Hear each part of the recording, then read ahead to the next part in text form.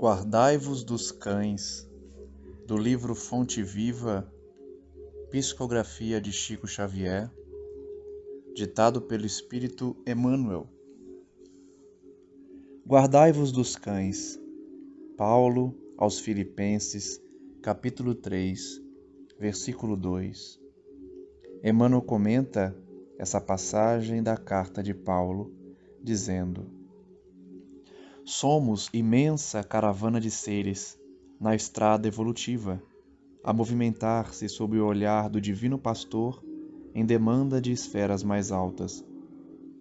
Em verdade, se prosseguimos caminho afora, magnetizados pelo devotamento do condutor divino, inegavelmente somos também assediados pelos cães da ignorância, da perversidade, da má-fé. Referindo-se a cães, Paulo de Tarso não mentalizava o animal amigo, símbolo de ternura e fidelidade após a domesticação. Reportava-se aos cães selvagens, impulsivos e ferozes. No rebanho humano, encontraremos sempre criaturas que os personificam. São os adversários sistemáticos do bem. Atassalham reputações dignas, estimam a maledicência, exercitam a crueldade, sentem prazer com a imposição tirânica que lhes é própria. Desfazem a conceituação elevada e santificante da vida, desarticulam o serviço dos corações bem-intencionados, atiram-se desvairadamente às substâncias das obras construtivas, procurando consumi-las ou pervertê-las. Vomitam impropérios e calúnias. Gritam, levianos, que o mal permanece vitorioso, que a sombra venceu, que a miséria consolidou seu domínio na terra, perturbando a paz dos servos operosos e fiéis. E quando o micróbio do ódio ou da cólera lhes excita a desesperação, ai daqueles que se aproximam, generosos e confiantes. É para esse gênero de irmãos que Paulo solicita de nós outros a conjugação do verbo guardar. Para eles, pobres prisioneiros da incompreensão e da ignorância, resta somente o processo educativo, no qual podemos cooperar com amor, competindo-nos reconhecer, contudo, que esse recurso de domesticação procede originariamente de Deus. Na passagem de hoje aprendemos, mais uma vez com Emmanuel, que devemos nos resguardar daqueles que atacam o bem. Comparando então a linguagem usada por Paulo para destacar os cães selvagens que estraçalham, atacam e são agressivos de forma feroz.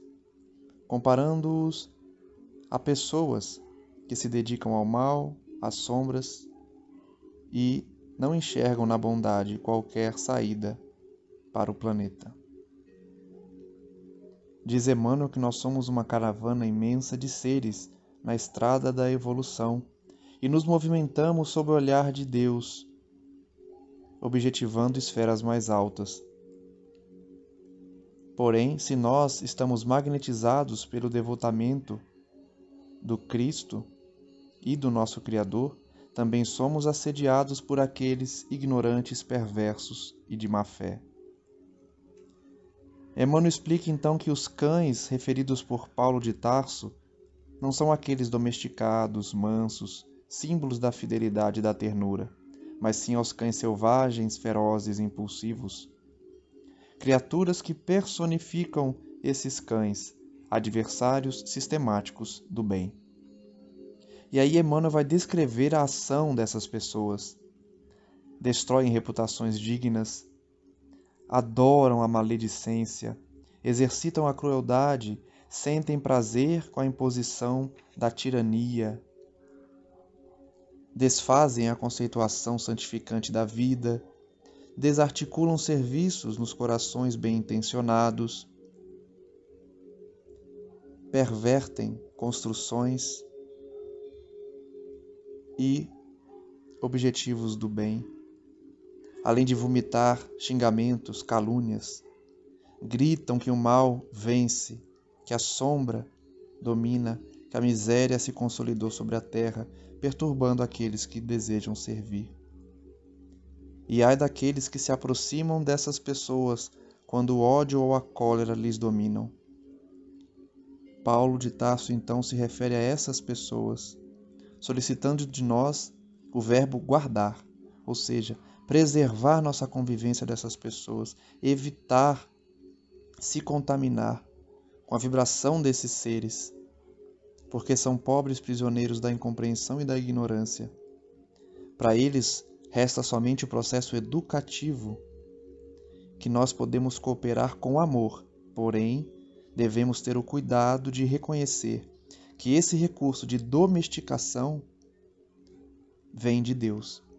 Então, esse último alerta de Emmanuel é justamente para que nós não deixemos de usar a prudência. Mansos como as pombas, mas prudentes como as serpentes, porque se nos direcionarmos a esses irmãos de peito aberto, sem qualquer defesa, iremos ser destroçados.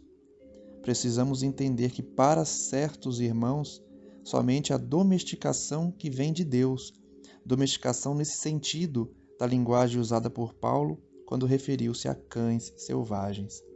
Então essa reeducação desses espíritos virá de Deus. Cabe a nós acolhê-los com amor quando Deus nos pedir, quando Deus colocar eles em nosso caminho, quando agiremos então com bastante prudência, porque se não fizermos dessa forma, poderemos sair muito machucados, muito feridos desse embate.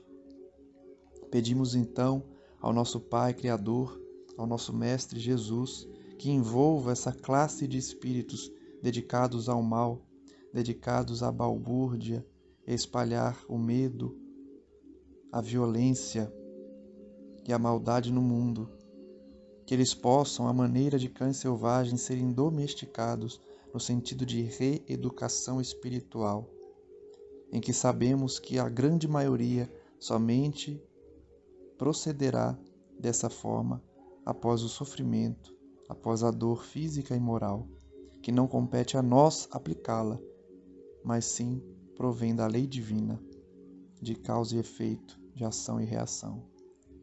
Que estejamos, portanto, sempre em vigilância, rogando que o Senhor nos envolva e nos proteja desses maus, mas que também use da sua misericórdia para com eles, a fim de que também possam enxergar a beleza de servir o Cristo Jesus na caminhada evolutiva, já que nós, um dia, certamente, também trilhamos esse mesmo caminho de revolta, de ódio, de ignorância. E, quando assim estávamos, também desejamos o carinho de Deus, o perdão e a misericórdia.